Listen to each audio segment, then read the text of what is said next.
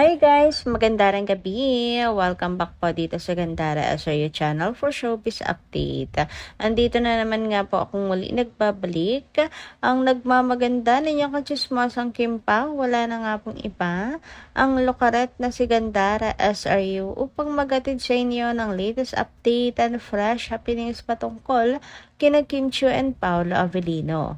And para nga po sa gabing ito, ang tatalakayin naman po natin at pag-uusapan ay mayroon pong kinalaman dito sa sagot ni Paolo Avellino na ikinakilig po ng lahat. Iba talaga, marami talagang sinasabi sa inyo marami talagang ang Kim Pao. Ang sarap sa tenga actually. And thank you so much. Ang hufusay din naman ng fandoms. Nila Kim and Paolo. For sure sila Kim and Paolo matatawa na lamang din po. Sa husay ba naman manghuli ng mga Kim Pao fans at mag-edit. Pero bago po ang lahat sa mga di pa nakaka-subscribe sa ating channel, pakiclick lang po na ating subscribe button at notification bell na riyan sa baba upang kayo po ay maging updated at ma-notify tuwing may bago po tayong chika at balita hinggil sa Kim Pao. Basta mga balita na may kinalaman kina Kim Chiu and Paolo Avellino, sagot na nga po natin yan. At nais din po pala natin magpasalamat sa mga taga-subaybay natin na nariyan nakatutok po palate sa ating mga daily updates. So, pag-usapan nga po natin, bigyan ng pansin ang kanilang mga opinion. Ayan. Shoutout nga po kay Lot and Home Hunter. Sabi niya, Gandara, basta walang maniniwala sa mga bashers na yan. Iris, cancel sila sa atin. Kim Pao lang sapat na. Mag-asawa na sila. Kaya ang inggit, piket. Hindi nyo kayang ibagsak ang Kim Pao kasi love nila ang isa't isa. At marami nagmamahal sa Kim Pao. Milyon-milyon ang mga fans ng Kim Pao. Kayo lang, tuldok lang. Kayo mga tuldok lang. Kaya manahimik na lang kayo. Kim Pao forever. God bless you both. Take care always. Kaya nga ang binapangga po nila, milyong fans ng Kim Pao. Worldwide pa. Itong mga basher ata, dito lang po yan. Mga nag-uumpukan lang po dito. Tapos, ang kanilang mga hinahanas, sinusubukan na araw-araw yung mga may pinag-aralan, kagaya po ng mga Kim Pao fans. Yung totoo, marami pong mga Kim Pao na nakapagtapos, mga retired government employees, ganyan. Hindi naman siya nagyayabang po tayo, pero yun yung katotohanan. Marami talaga mga Kim Pao fans po ang may kaya, ang mga edukada, ganyan. Mapapansin nyo rin naman, di ba, kapag kapag promotion ng Kim Pao, abay, bigay todo sila ang mga Kim Pao fans, kina Kim and Paolo.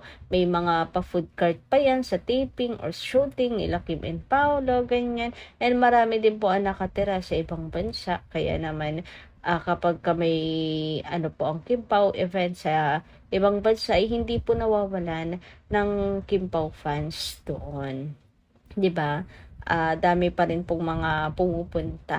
Pati nga yung mga asawa ay walang choice kundi ang makikimpaw na rin and suportahan yung kanilang mga mahal.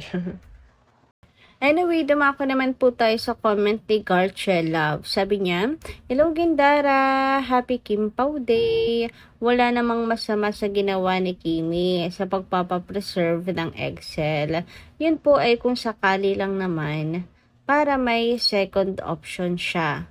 Pero kung totoo man or hindi yon, si Kim lang nakakaalam kung anong gusto niyang gawin. Tayo pong mga supporter niya ay susuportahan na lang natin siya kung totoong fans tayo, 'di ba? Wala tayong right na i-judge si Kimi. Basta ako kung man ang totoo, lagi ako nakasuporta kay Kimi kasi love ko siya. Silang dalawa ni Pao. Basta Kim Pao lang ako, lalo na yung sa Vancouver before, 'di ba? Nila, daming ayuda doon. And nagpakatotoo na sila. At Kim Pao is forever. Kasi lahat ng ganap ay lagi silang magkasama. Kim Pao is road to forever. God bless more, Gandara. Love you, Kim Pao, forever. Thank you so much, Ma'am Garchelab. And totoo yan. Wala pong masama sa pagpe-preserve po ni Kim ng Excel. Hindi po ibig sabihin yan ay wala na siyang balak mag-asawa. Kaya nagpe-preserve na siya ng kanyang Excel. Kaya wala rin po tayong wala po tayo ang karapatan para i-charge si Chinita Princess, 'di ba? Pinag-isipan niya po 'yan, ang buhay niya 'yan, katawan niya po 'yan. Ayan, kung tayo po ay tunay na fan ni Kimi, isusuportahan po natin siya kasi wala naman talagang masama sa ginawa niya, 'di ba? Pero na lang kung masama yung ginawa niya, yun talagang umalma kayo. Anyway, sabi naman ni Ma'am Norma Dayag, tama ka, Gandara. You know who is that person who knows Kimi secret ay yung mga taong malapit din sa'yo. Kaya yung mga ganyan na pangyayari sa inyong dalawa lang, if Paolo is amenable to this method. Nagulat nga ako na narinig at nabasa ng isang page ang tungkol dito. At ang author ay si Ogie Diaz. Kaya Kimi, careful with all your decision in life. Kasi yung mga nakakasalamuha mo ay siya ring mga ahas sa'yo para masira ka dahil sa kasikatan mo. Yan yung mga tao na greed sa jealousy. Kaya gusto kang pabagsakin. But our prayers, senior sa strong foundation na hindi ka pwede pabagsakin ng mga mapadirang demonyo. As mananaig ang kabutihan kaysa kasamaan. God bless us all. Yes po. 'Di ba before pa magsalita si Bella, inabalita na ngayon at napanood dati kay Oki.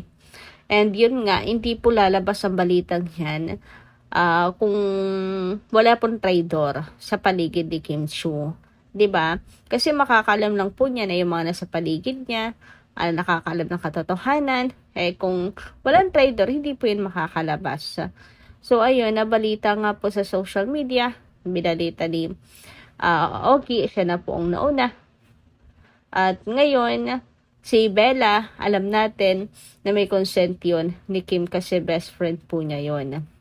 Ngayon lang talaga, nabigyan po ng linaw ang tungkol doon and confirm na talagang nagpa-preserve po si Kim, which is wala naman po siyang ginawang masama doon. Advice lang po talaga sa kanya, mag-ingat po siya sa mga taong nasa paligid niya. Kayo na ba? Yes. Yes. Kayo na ba? Yes. Yes. Anyway, dumako na nga tayo dito sa atin pong mainit na chika ngayong gabing ito. Huy, grabe, napanood niyo na ba yung video? O, di ba? Balikan niyo na lang at panoorin ulit ang video. Inedit po ito ni Janay na kita po natin sa XN. Grabe, sobrang kilig ko. Ang sarap kasi sa tenga na diretsahang sasagutin ni Paolo ang katanungan na kayo na ba?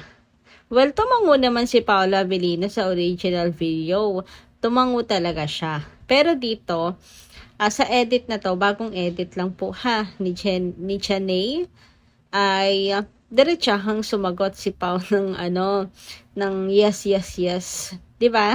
Ang sarap sa tenga pakinggan ng pag-amin. Sana nga po magkaroon po ng ganitong klaseng interview na kung saan ay aamin talagang diretsahan si Paolo katulad niya na ang daming kaka-yes ni Paolo Avellino na proud na masaya na ina-out na talaga ang relasyon nilang dalawa ni Chinita Princess. Nako, marami pong mga fans na talagang sobrang matutuwa. Dito nga po sa edit na to ni Janay, kinikilig na ako How much more pa yung mga Kim Pao fans natin senior, 'di ba? Na yan ang pinaka-iniintay talaga. Na kung ganyan sana ang mga sagutan nila, diretsahan, yes. Ang sarap talaga sa tenga, ang sarap sa pakiramdam. Yung tipong hindi ka na mapapatalon dahil sa tawa, kundi para ka yung mapapapikit ka sa sobrang sarap pakinggan. Ganon. You're at manipis, your ano, basta hindi ko maintindihan, makinhawa sa pakiramdam.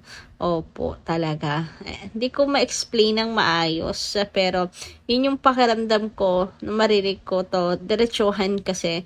Kayo na ba? Yes, yes, yes, yes.